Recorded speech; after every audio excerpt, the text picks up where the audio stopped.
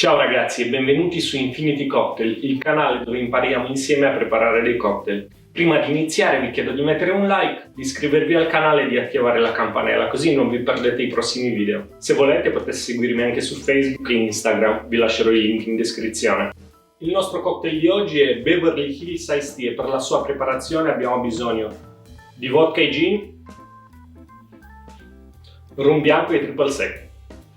Prendiamo il nostro mixing glass.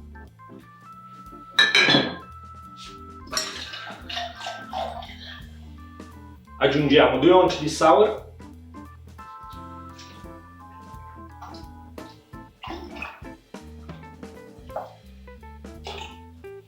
ghiaccio nel nostro tin e andiamo a shakerare tutto.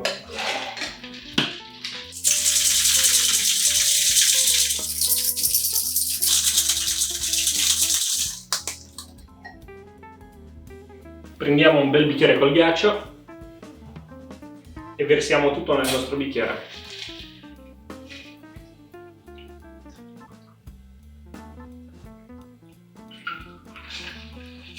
Per concludere il top di prosecco.